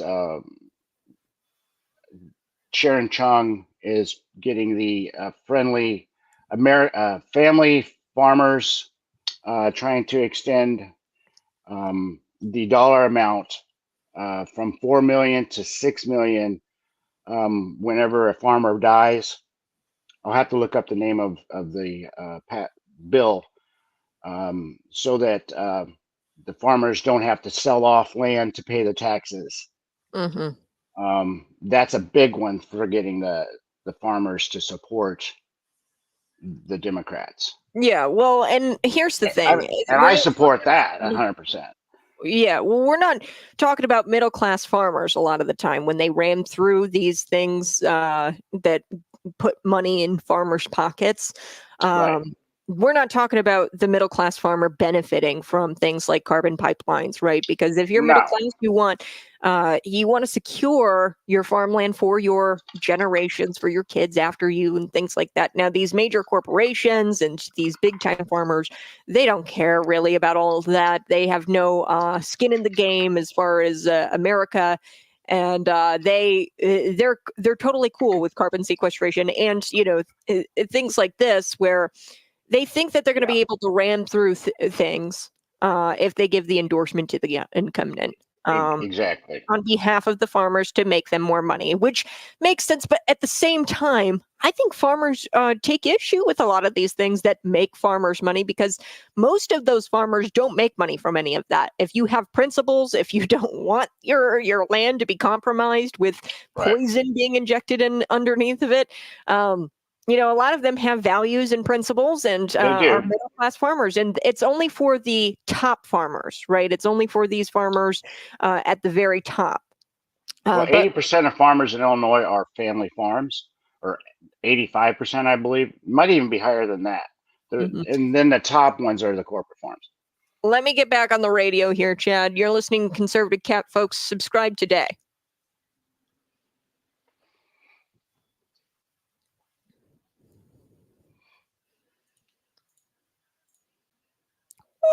Woo, folks. folks. Good morning. It's Conservative Cat on Cities 92.9. We're talking with Chad Burke. We were talking about the Illinois Farm Bureau and the endorsements that they chose to give out to incumbents and incumbents only, which doesn't make a whole lot of sense. It's all about the green. And I'm not ripping on farmers, and I'm not even ripping on the Illinois Farm Bureau.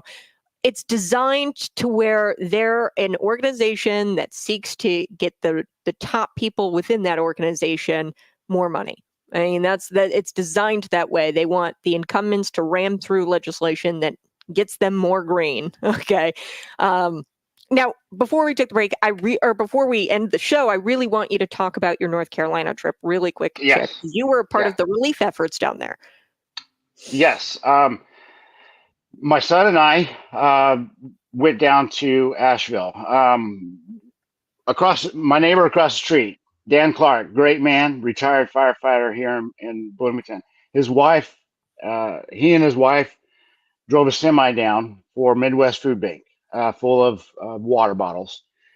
And he and I were talking, and I was like, man, I'm going with you. I'm going to escort you down, kind of like the Bandit, the movie Smokey and the Bandit. So we went down. I followed him as far as I could till he had to divert a certain pathway that was going to take a lot more time than I wanted to spend on the highway. So I went a different way to save time. But we went to Johnson City first, just right outside of Bristol Motor Speedway, which is in bad shape. I don't know if there'll be any races in Bristol for a while. We stayed the night there and went to Boone, which I believe is in Tennessee. There's all the states are so close. You go through so many states: Tennessee, Virginia, North Carolina, and all that back and forth. And then we went to Boone. There's a great Good Samaritan church there, and we found out needed to find out where to take our supplies to. They didn't need anything. They were doing okay with supplies. So I talked to the sheriff of one of the counties, and he said, try Irwin, North Carolina. Meanwhile, we're driving through roads that had just been, had a huge tractors plowing. So you can see the mud on the side of the road is like 6 to 8 inches, like snow. And the devastation is horrible. And you can see Interstate 40, parts of it are gone, just gone. There's only 2 lanes left now. So we're going on roads through small towns. And it's like a convoy of cars. All these vehicles, it's crazy. It's like a small military convoy following each other. And there's vehicles with construction equipment, vehicles with tractors, and people on the side of the road waving. People are the locals down there. Every one of them, you stop to get gas, and they're thank you, all of them. They're just wonderful, humble, great people. So thankful for all the help. With only a couple of minutes left, I do want you to talk, because we were chatting on the phone earlier this week about FEMA and the response there. So what did you see? We got to Asheville finally.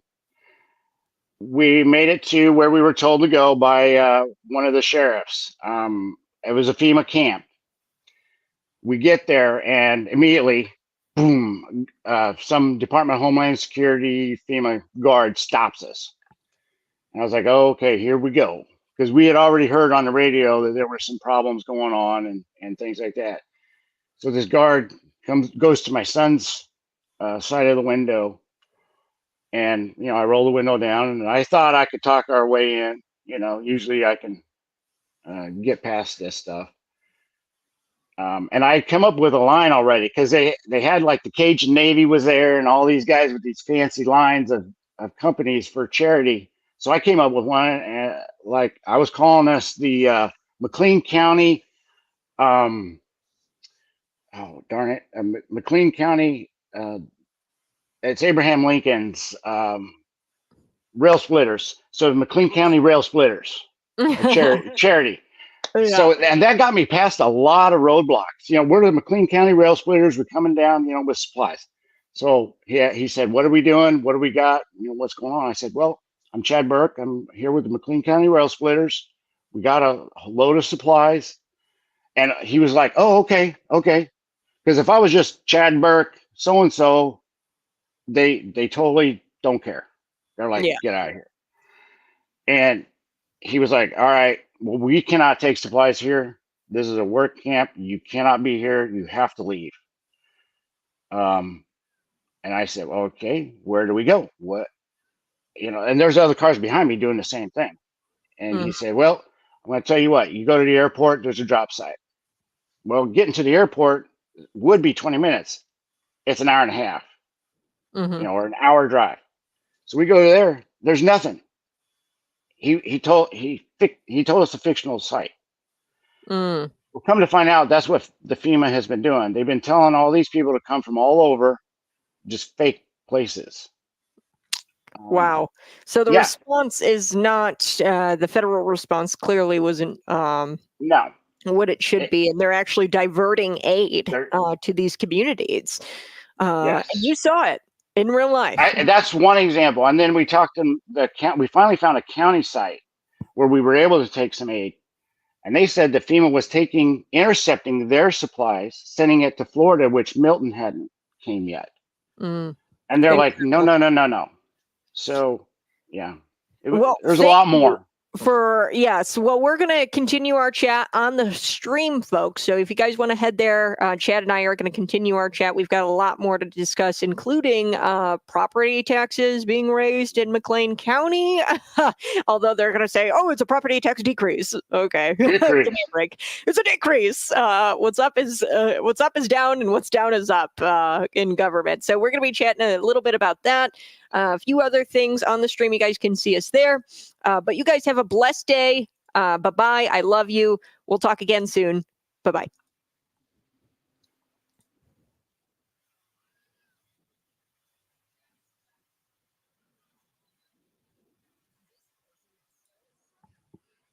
Okay. All righty, folks. We are out on the radio, but we're back on the stream.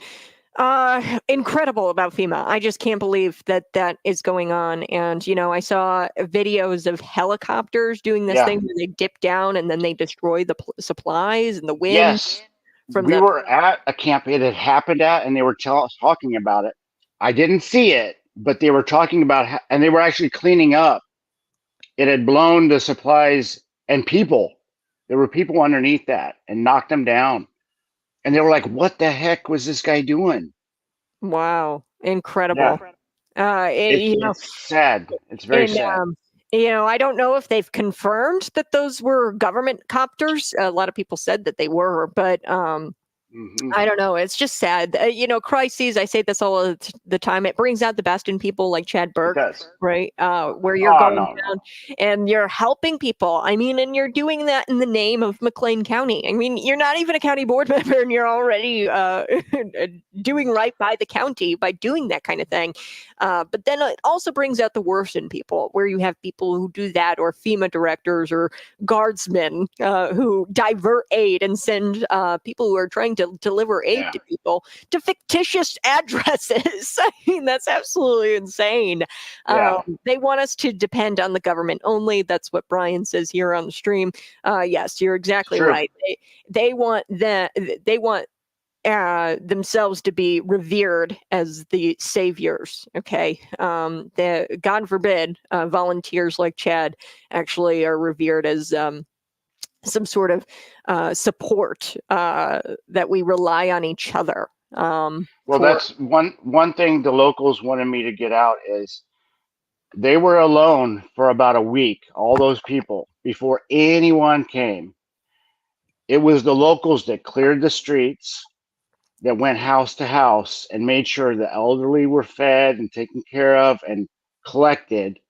It wasn't any federal or state government. It was the locals. It was each other. So one thing we were talking about when I was at the county camp, all these Hollywood movies about dystopian, after EMP and people shooting each other. No, that's not America. America is the guys with the goats and the mules connecting bringing supplies. That's America. And it makes you emotional when you see these people doing it. I get emotional because that's like all the thousands of cars you see going into North Carolina, and there weren't any coming out. Yeah. The semis, it was unreal. It was Well, unreal. and that's the beauty about America. And America, I think that we are abundantly blessed with good people. I'd say there's in America, there's a majority of people, and they're all voting for Donald Trump, by the way, make America great again. But there's a majority of people who are good, Yeah. and I think it's because we choose God. Yeah. And we have our founding fathers chose God, under God, indivisible. Like it's in our Pledge of Allegiance, right? We've constantly chosen God, and that's why we're abundantly blessed with Americans and how great they are. Americans are just great people. And I don't think that's a coincidence. I think it's because It's we quite not. literally have chosen God. Yeah. And that's Well, the why. spirit was there. The spirit was there everywhere we went. You could feel it. Your hair was would rise. Mm, It was unreal, especially when we would look out the door and see the devastation, and then you go and talk to the people. They were upset, but they were humble and happy, and they weren't crying over the loss of things. They were just happy that their loved ones were okay. hmm So it was a sad, happy. It was really strange. I can't Yeah. explain it. I can't put it into words. I've tried, hmm but I mean, they were, of course, sad to lose their life and their business, but they were like, no, we're good. We're good. They were that Southern, Yeah. we're good. We're good. Thank you. We love you coming and bringing it. And gosh, give me a hug. They give you hugs, Yeah. Yep. but Oh, we're I going to be remember good. when I was down actually in North Carolina, we went to Chimney Yep. Rock, which is completely destroyed, by the Oh, way. it's gone. Yeah, it's gone. It's sad. But we went into a Walmart around there, and I had what was it, Christ is King? It was written on my shirt or something. And this guy comes up and he gives me a big old bear hug, and his wife, Oh, yeah. and they're like, "He's coming back." Oh, see, that's it. I They're was like, that's it. They're coming. He's coming. He's coming. He's coming. And I was just like, this must just be the South. This just must be a That's common the South. So it was great. But I Yeah. do want to get to a couple of other things while you're here. Sure. If you got time. You got time, Chad? Oh, I'm good. Okay. Well, one thing I wanted to get to was the McLean County officials. They're proposing a $137 million budget for the 2025 fiscal year. Explain to me what's going on here, because from what I've seen, the media is reporting this as, a property decrease, that this is a smaller budget. But isn't there a referendum where they're going to ask for an increase, a tax increase? To cover for the funds that they've lost with the American Rescue Plan Act, because those are all depleted now. And Right. the mainstream, what they've reported is that with those funds drying up, there might not be infrastructure projects. So I'd imagine that they have to try to make good on those, on that money, and they're going to implement some sort of tax increase to cover the loss for the American Rescue Plan Act. But I don't know. I figured I'd I'd go to you on this. Yeah. You're the expert. So Well, I'm not the expert, but from what I've seen and has been reported, they're going to have to if they want these projects to come to fruition, because the money's dried up, like you said, from the feds and the state, because they've if they get money, they spend it. They don't put it aside for rainy days. mhm. And they already have put out the budget for 2025. I don't think it's approved, but it's out. Unless it's been approved recently. And they're playing with the whole levy and the rate to try to get it under that 5%, so they don't have to have a special meeting with the taxpayers. I tried to find out all the information on that, but it's that legalese, and it's difficult to decipher. Mhm. I'm just trying to find my email on that, but I can't. So they always do this every single year. And what I've noticed about the McLean County Board and even board members, they'll say, "Oh, we don't implement tax increases," but the budget continues to go up. And in order to get to that budget, like your house goes up in value, right? And they keep the rate the same, but your house continues to go up in value. So what they're taking in from the taxpayers grows all the time because they're not cutting their budget. Now, from what I understand is that this is a budget cut. This is a lower budget than in years prior. But in order to keep up with these infrastructure projects that they've signed off on, they're going to have to ask for, or they're going to have to increase the rate a little bit. But they always want to make sure they stay under that 5%, even though they're getting 7.3, I think is what their increase is. They're discounting the rate 3 to stay under the 5%, which 5% is their magic number, so they don't have to have a special meeting before the city or before the county taxpayers. Okay. So that's their magic number. Yeah, yes. Well, and that's the thing is that they're trying to divert your representation, taxation without representation. Illinois, but it's actually a 7.3% increase. A 7.3% increase. I'm pretty sure I'll recheck the numbers of the latest release, but I'm pretty sure it's 7.3. Wowza. So, you know, you're going to hear that this budget is smaller, it's lower, it's a decrease, but they're going to have to increase it, the rate a little bit in order to supplement what they lost from the American Rescue Plan Act, right? Am I on base here? So it also includes salary increases across the board from what I'm seeing. So a lot of these government employees are going to be getting it's a 2.5% across the board salary increases. So yeah, this is gonna so we're gonna be paying more in property taxes, although they're gonna try to sell it to you as if it's a property tax decrease. It's not. Right, Chad? Right. That's it. It is what it is. They're trying to, you know, make a apple look like an orange, and you know what's red is red. Yeah, that's just how it is. And this whole like doing a dance to where they don't have to go before the taxpayers tells me that there's something nefarious going on here, where always. They're trying to squeeze the numbers a bit to where they can avoid going before the people. And we see this at every level of government where, I mean, Dave Gaylor, right? He's running for the Senate. He's the incumbent. He subverted he's circumvented the current law that says you have to go to referendum in order to expand a tax base. Right. They expanded the tax base of Illinois of McLean County for the Bloomington Normal Airport Authority. And you can't do that without going to referendum. But the guy wrote a law to circumvent that. Yeah, exactly. They love going to this normal always.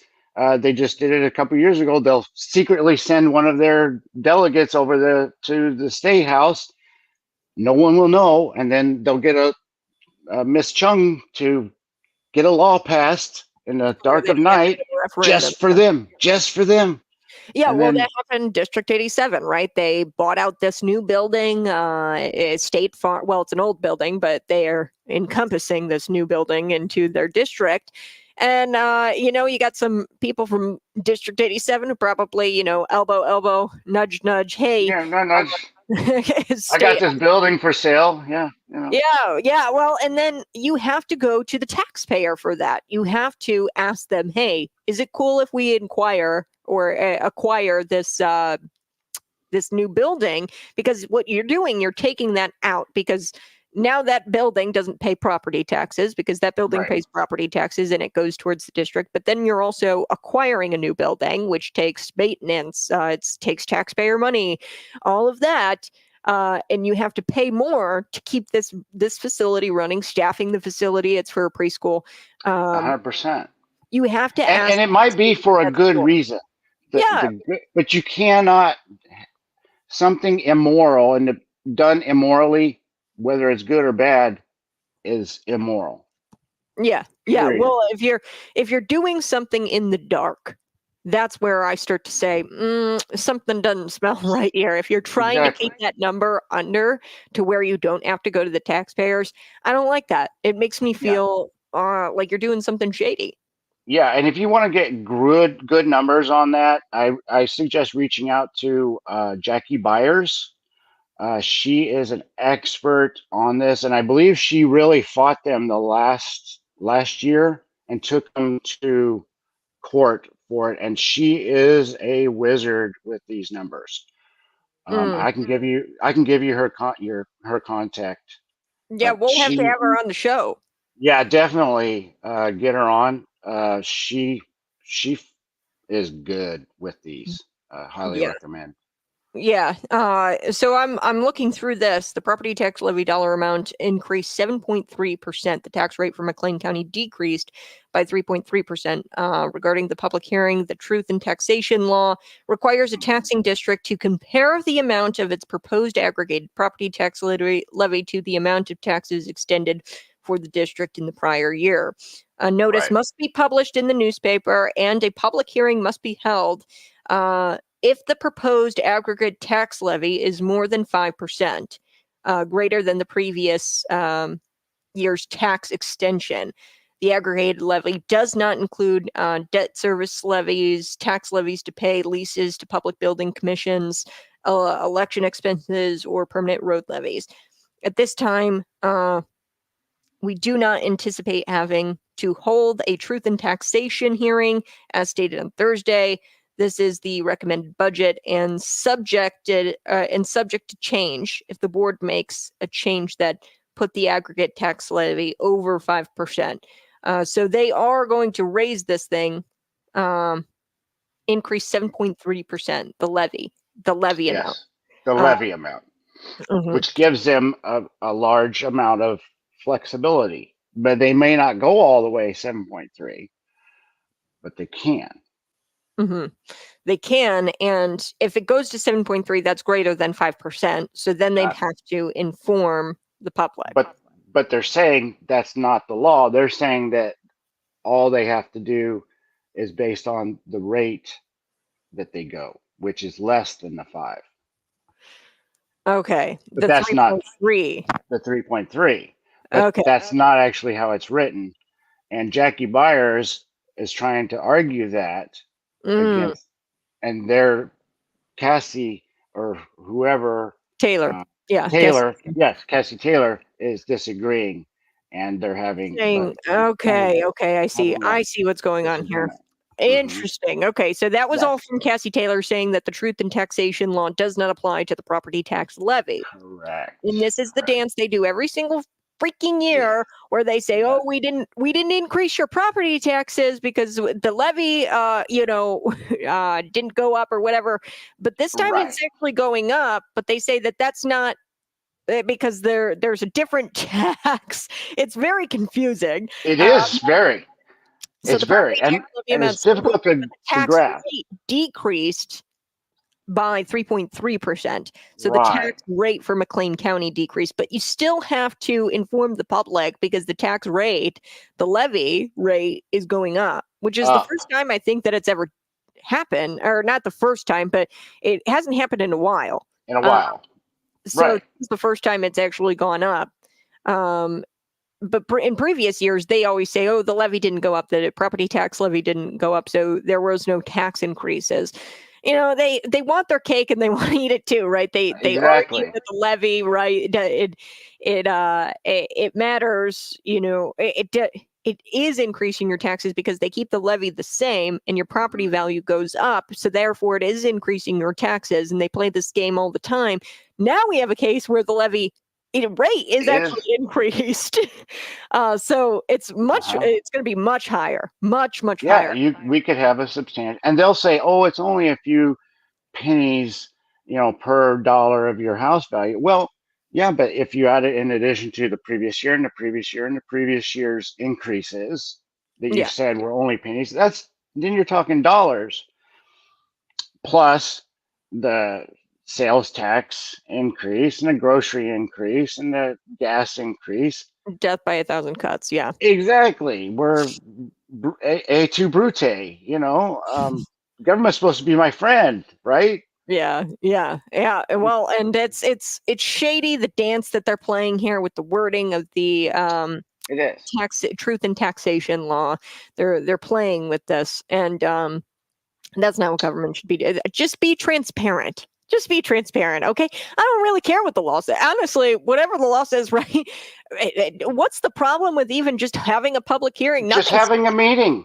Just having a Have the public meeting. hearing about the tax levy, okay? I understand that you don't Informational need meeting. one, according to the law, Right.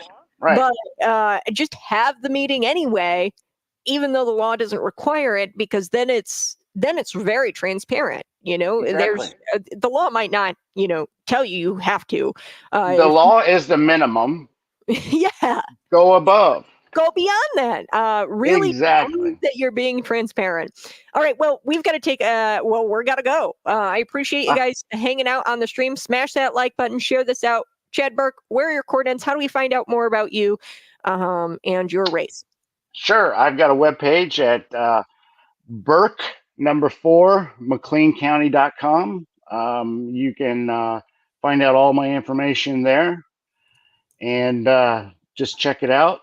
You can sign up to volunteer, donate, which we're so close to the end now. Just go out and vote.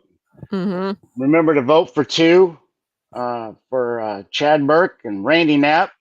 Mm-hmm.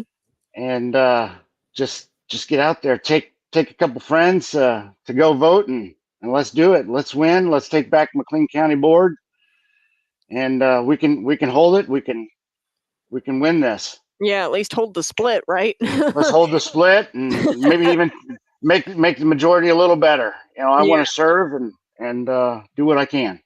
So. Well, thanks so much, Chad Burke. You have a great rest of your day. Folks, this has been Conservative Cat. Subscribe today and share this out with your friends. We'll talk again tomorrow.